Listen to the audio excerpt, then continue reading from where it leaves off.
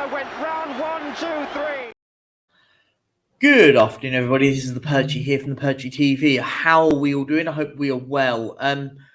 Just to start this off, I just wanted to say a big shout out to the new subscribers I've had, up to 624 as of recording. So big shout out to every single one of you guys. And I just want to start the stream before I start talking about Ange Postecoglou, who is potentially, from reports that we all see, is going to be announced as the Spurs' new manager maybe next week, after he potentially could go and win another trophy over the weekend with Celtic. Firstly, before I start on that, I just want to say a massive shout out to Sava at the Football Heritage TV. 24-hour stream from Friday midday all the way up until Saturday midday. So as you'll be watching this, it would have been done. Massive well done, mate. I just want to say a big shout out to you. Raised over £2,000 for the British Heart Foundation. Amazing cause.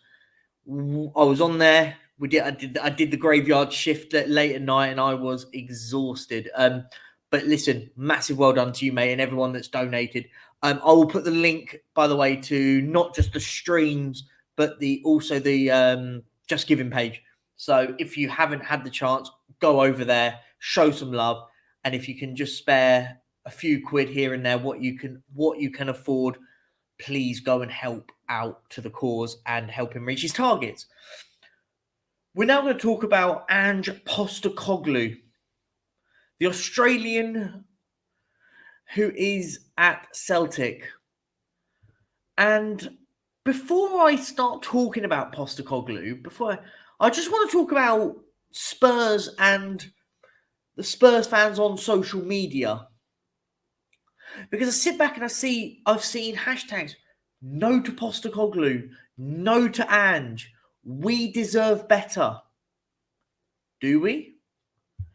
Do people honestly think we deserve better? Better in what way? What do we deserve better? Do people genuinely deep down think that we deserve better right now? Do people think that we're that much of a pull that if we get on the phone and call Nagelsmann tomorrow, he's going to come to Tottenham? Get out of the clouds, guys, in my opinion. Wake up, smell the coffee. We're not Tottenham Hotspur that are competing at the highest level anymore. We're not Tottenham Hotspur that were finishing second, thirds in the leagues. We're not Tottenham Hotspur who can go out there and sign big players. We haven't really done that in the past anyway. Yes, we got in the likes of Jose, Conte. But let's be real. Jose had to come in for Daniel Levy because they just sacked a fan favourite in Pochettino. And he had to go and he couldn't go and replace him with the likes of a Nuno, or less, from what people think, a Postecoglou. Not my opinion. Massively different. And then we appoint Nuno, and then we sack him, and then we bring in Conte, which I still will stand by. It was the air of opportunity for both parties. It was a reason why it was a 1.5-year contract. There was a reason for that. If Conte wanted to be here long term, he wouldn't, for the last 3 or 4 months of his tenure, basically be walking around saying, I want to leave this club.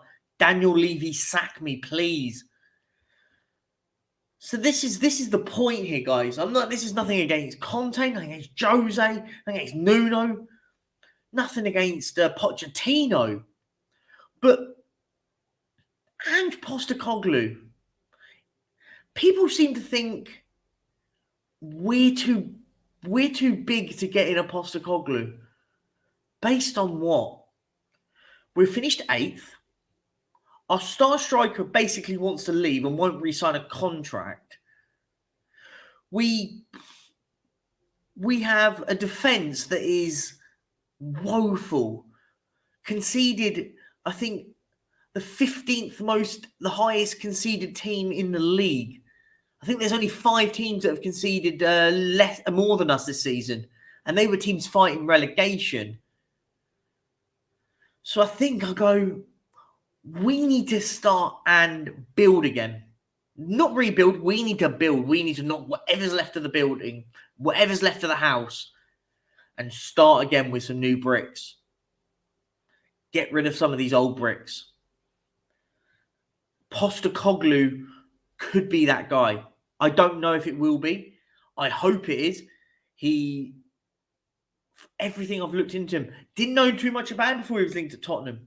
But I sat back, watched a lot of his press conferences, watched him on the dugout, and I saw a man that instilled not just passion, but he demanded work rate from his players. I saw him yelling at players on the touchline. Yelling at players. Press higher. His style of football is appealing on the eye. I sit back and I think, how are we going to set up under a Postecoglou? Are we going to play like a 4-3-3, a very aggressive attacking 4-3-3? Which, for me, why not? We've got good attacking players. Not amazing, but we've got good attacking players. What he will need to do, though, immediately at Tottenham, is go and buy some pace. We are crying out for pace at Tottenham. Just a bit of energy, desire. Kane doesn't really have pace. Son has dropped off massively from what he used to. Kulusevski's not pacey. Our midfielders, Basuma's not really a pacey player. Bentancur, yes, he's going to be out until the new year, most likely. He's not got a load of pace. The fullbacks, Porro, maybe. Udogie, haven't seen him yet, but maybe him as well. So I sit back and I think now, how can Postecoglou, in an attacking 4-3-3, create a Tottenham now that can play under his ethos? And I think about it. We're going to need a new goalkeeper. Let's break it down. He's going to need a new goalkeeper. Hugo Lloris should not be his goalkeeper next season. So where can we look elsewhere? Maybe David Raya. Brentford have already signed a new goalkeeper. Basically, now knowing, realistically, they've got three goalkeepers on the books that are probably good enough to start. They've got Strakosha, the Albanian goalkeeper. They've just signed Flecken and obviously David Raya. So that could be somewhere Spurs could potentially be looking at. How much could you get a David Raya out of Brentford? Well, maybe you could argue Brentford have already played their hand. They've signed a new number one goalkeeper. We don't know. Maybe he's not going to be the number one goalkeeper. But they've signed a goalkeeper. So there is a lot of potential that Spurs will go, do you know what? We could get a chance here. What, 30 million quid? I could see Brentford accepting 30 million quid for David Raya with a man that's left with 1 year left on his contract. I think they'd be mad not to let a player like that go for 30 million quid. I think he's been brilliant. He could be a really good goalkeeper for us. We keep looking elsewhere. Maybe looking at the teams that have gone down. Leicester, I don't think any of them, either Everson or Ward, I would go near. Don't think they're good at all. But look at the other two. Bazunu, very highly rated at Southampton, was highly rated in the league, by the way. Yes, they went down. So there is a potential chance that maybe a Gavin Bazunu, I think maybe going to Tottenham is probably one step too much for him. He probably needs to look at the likes of Forest, maybe even more moving forward. And the other one is Elon Meslier. Goalkeeper that I've always looked at and gone, I think he's all right. But then of late, I saw some poor performances out of him. So I sit and think, could he be a player that's been relegated with Leeds? So let's just say there's a few more names in the hat. You could argue there's a few. Heck, you could even look at what Forest done and bringing maybe a Keylor Navas from PSG. Did wonders at Forest. I think he was one of the key reasons they stayed up. But you get the message. We need a new goalkeeper. Do you go experience but short term? Or do you go young, in air quotes, for goalkeepers in the sort of early 2020s, between sort of 2025 and go long term and go, do you know what we're going to do? We're going to look at a goalkeeper and go, he's going to be our goalkeeper for the next 10 years, potentially. I think the goalkeeper position, that when Postecoglou comes in and whoever his director of football is going to be, that's going to be the key area for him to go, I need to find the right goalkeeper. The right goalkeeper has to come to Tottenham. Has to. Because if he doesn't, we're going to be in a cycle of spending a lot of money on goalkeepers. I always go to the Chelsea problem with their goalkeeper situation. They lost Thibaut Courtois, who at the time was one of the best goalkeepers in the world. Could argue he still is. They lost him to Real Madrid, and they spunked a load of money on Kepa Arrizabalaga. Didn't really work out. And then they spent a load more money on Edouard Mendy. Again, hasn't really worked out. They're looking for a goalkeeper. And let's be honest, if you're David Raya, do you go to Spurs? Do you go to Chelsea? Let's be honest. You'd more likely go and work under Pochettino at Chelsea right now. That is a project that could look really good next season. So that I think goalkeeper situation is going to be a key one. Let's move forward a bit. Let's just say he plays this sort of 4-3-3 dynamic attacking team. Fullbacks, wingbacks, whatever you want to call them. If we're going to play high energy, aggressive going forward, do you play a fullback or do you play more attacking fullbacks? Because in the likes of Pedro Porro on one side, Adoji on the other, you've got the hallmarks there of very, very high, intense, aggressive attacking fullbacks, wingbacks, whatever you want to call them. Very similar to the Pochettino era at Tottenham with Walker and Rose.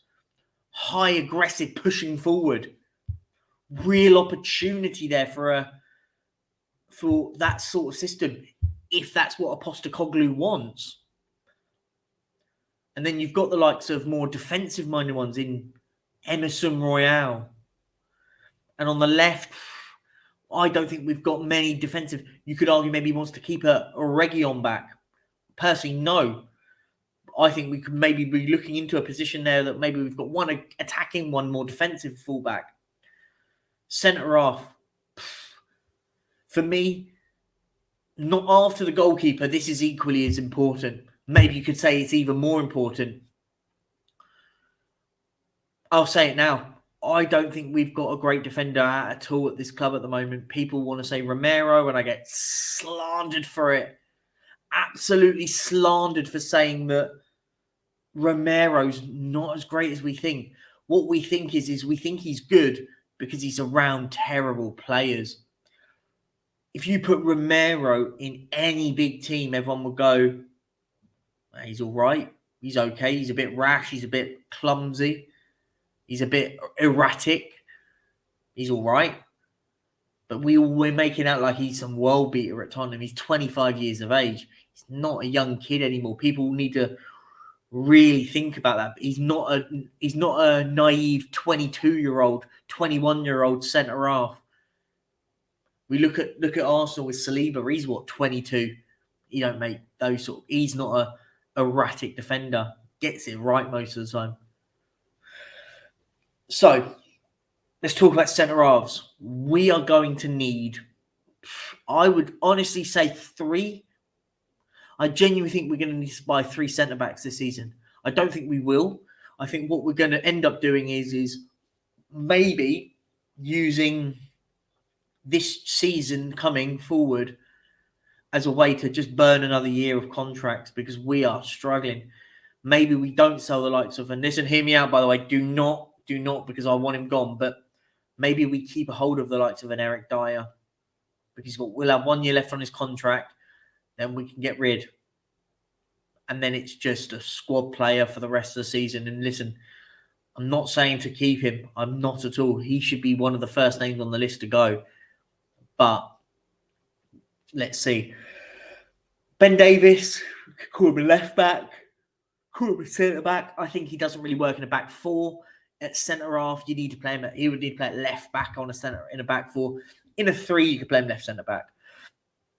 We look at the team. We look at them now. Sanchez, terrible. Dyer, terrible. Tanganga, yes, he started. I think he had glimpses of good play, but not good enough. Who else is there? Joe Rodon, who's on loan, not good enough. So we're then sat there going, where are we going to get defenders? If it was me, I'd go and look at the likes of Bella Kotchap at Southampton, relegated. You could probably get him at a good price.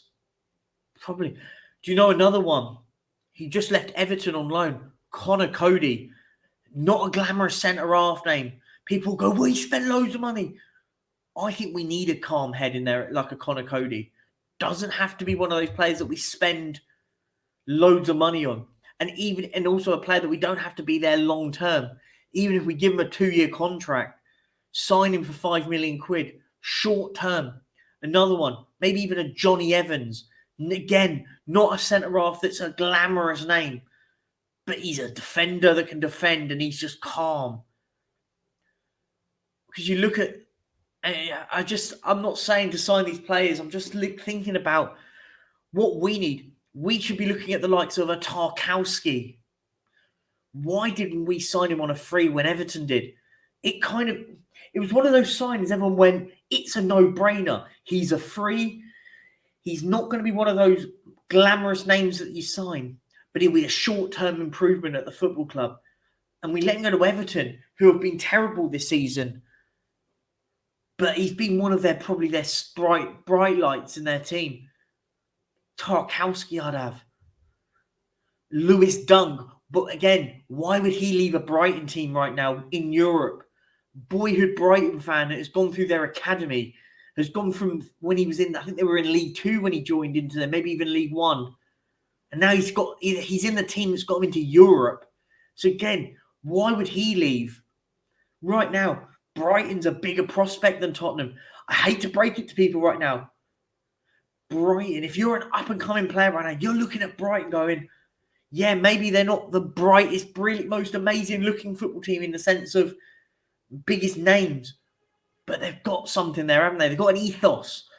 Not saying that they're bigger football club than Tottenham, but right now they've got a system there that you'd have. And you kind of just float around the league and look about and go, maybe a Max Kilman from Wolves, maybe. I'd look at it and go, we don't have to be looking at because I keep hearing people go, we should just go and get Laporte. Laporte will be looking at us going, really? Why on earth would I go to Tottenham? Why? Think about it. PSG have just let Sergio Ramos go. It would be exactly what a PSG would do, is go and sign a Laporte. Slot straight in. But so we need to be looking at smart signings. It doesn't have to be those glamorous names. I wouldn't be shocked if we start signing not glamorous names. People will be going crazy about them. But I said this at the last season, when everyone was turning their noses up at the likes of Sven Botman. You look now and you look mad. People turn their noses up at Nathan Ake when he got relegated with Bournemouth. Looks like one of the best left backs in the league this season. He's been brilliant. It just frustrates me. It just frustrates me because we've got so many problems. And we haven't even moved forward, by the way. Midfield. Midfield. We've got no Bentancur. He's out. And he may not be able to even come back. Injuries like that, some players don't even recover from them. Basuma. Now, that's the player for me we need to build our midfield around. Our midfield needs to be catered around Basuma. What best suits him? Who can we engineer around him in that midfield three? If the midfield three is with an attacking midfielder or a defensive midfielder. For me, if it was me, I'd go get a DM in there. Allow the wing backs to push on. Allow that DM, that number 6, to just slot into the back three when you need it. The Wanyama role, I like to call it, back when it was under Pochettino. For me, that's how I would look at it right now. If I was Tottenham, get a Basuma, someone next to him. For me, it can't be Højbjerg. Not good enough. If any club goes in for him now, you probably snap your hand up. How much would you accept? For me, if we got 30 million quid for Højbjerg, I think you'd take it right now. I don't think he's any... If you've got anything north of 30 million quid, rip your hand off. Go and get now a really decent midfielder. If it's a James Maddison, I wouldn't even be too against someone like a Yuri Tillemans on a free. A Yuri Tillemans on a free. Not the most amazing signing, but he would fit nicely in that little midfield team. Or do you look elsewhere? We need a DM as well. We need a defensive midfielder. Where could you find that player? There's a few names floating about in there. If it was me, if I was Tottenham right now, I'd look at Everton and go, I like the look of Amadou Onana. I'd like the look of a Tillemans on a free. Maybe even a Romero Lavia from Southampton. James Ward-Prowse from Southampton. I know this fan base is so divided on a James Ward-Prowse. I think he would offer something for us at Tottenham. I see why people don't. People think that, he's not that amazing. And I know people want the likes of James Maddison, but I don't see that realistic. I see the likes of Newcastle going for him, Liverpool going for him. And maybe not because they're going to get McAllister, but even the likes of a Man City getting him, if they want to strengthen even more in depth in that position, which they've already got. Could even see the likes of a Man United looking at someone like that. Listen, I think James Maddison's a really good player, but I think we need to be sensible and go, I don't see him coming to Tottenham. He could even go to Arsenal. That's what I mean. Arsenal could even want a James Maddison. So for me, if you've got to be sensible with your signings here. Let's be a bit more realistic. So as I said, Lavia, I think he would be brilliant. He's young, hungry, would fit right into this team. James Ward-Prowse, seasoned professional, would do a good job at Tottenham. And yeah, you'd be able to get him easy out of a relegated Southampton. He's better than the Championship. Onana at Everton might be difficult to get him out of there. But I tell you what, another young DM that would be brilliant at Tottenham. You could argue maybe he's a very similar role to Basuma. So maybe you don't. But listen, I think he's a really good player, Onana. And I said, Yuri Tillemans, free signing. Why wouldn't you? It feels like Yuri Tillemans feels like an absolute no-brainer. And listen, that also counts that there'll be other teams wanting him. So listen, if there's teams above us in the league that would look at a Yuri Tillemans, let's be honest, he probably won't come to us. But right now, if I was Spurs, I'd be on the phone to his agent. What does your client want? Money-wise, where does he want to look forward to? This is what we can offer, and try and sell nothing. But we haven't really got much to sell at the moment at Tottenham. But Yuri Tillemans would be lovely. I think it would be a really good signing. Really good signing. Another one that gets signed around, Alex Scott at Bristol City. Why are we not looking at players like that? So that's where I look else on that side of things. Now we go to the sort of final three. I think we're not sure. Kane, 50-50 if he comes or stays or goes. I'm going to say the hard-hitting thing, and I hate to the heavens that I'm saying this. But if the money comes in for Harry Kane, north of 100 million quid, I think I'd have to accept. And it kills me that I'm saying it because Harry Kane deserves better than us. And I'd loved him to stay at this club and retire, but he's been linked with the Real Madrid. He's been linked with Bayern Munich, Manchester United. We finished 8th. Real Madrid, yes, they finished 2nd in the league. But I tell you what, with Harry Kane there, they'll be challenging next season, and they do normally win stuff. Man United need a number 9 that can go and get them over the line with games, with goals. He will score buckets there without that quality around him. Rumours are he turned down Bayern Munich, which really did he?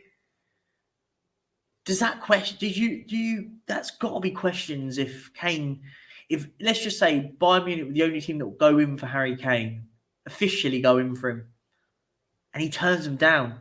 Got to question that. Bayern Munich, by the way, massive football club. They win leagues when they've basically been average all season. That says it all. They've not been great and they still win stuff. And then you look out wide.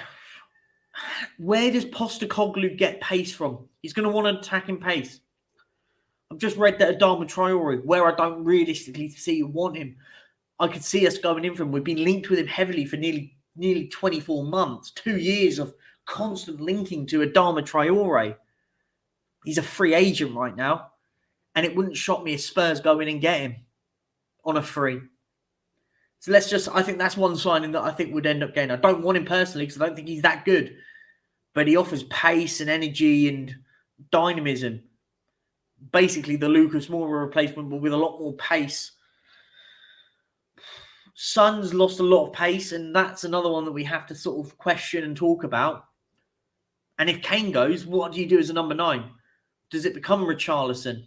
And then we go and get in a number 2 striker again. Let's just be honest. Let's just say, hypothetically, that's what happens. If Kane goes, Richarlison gets promoted as the main man. Where does everyone go? Who do we get in? Can't really get a Tony. Banned. There's not many great strikers out there anymore. That for me is a key one. Strikers, we were on the stream on the 24-hour stream talking about Premier League strikers. And we were naming amazing strikers, but we can't really do that now. Really. So you have to think, you need a striker somewhere, so we have to find one. Does he go and look elsewhere? Does he go back to Celtic and look at strikers that he brought in there? I think that Maeda, the Japanese striker he brought in there, could he go and pinch some of his players over there? There's another Japanese lad that he signed. Now look, we don't know. For me, if Postecoglou is in charge, for me, I'm fully supporting it. I hope we get him and I hope he does well. For the sake of Tottenham as well. So, I'm going to leave it this. Let me know in the comments, guys, what your thoughts are. Do you want Postecoglou, yes or no? And the second question is, if the answer is no to that, why not? And I don't want to hear the same things I hear all the time. We pay the highest season ticket prices. We've got a lovely stadium. Park all that. I get it, but park it. On footballing merit, what right do we have to turn our noses up to Ange Postecoglou? And on that note, I'm going to leave it. Let me know in the comments. Let me know your thoughts. Will Postecoglou be the Tottenham manager? And if he is, will you back him? Please like, please subscribe to the channel. Do all that massive stuff, all that brilliance. And on that note, I'll leave it with you. Have an amazing weekend and peace out.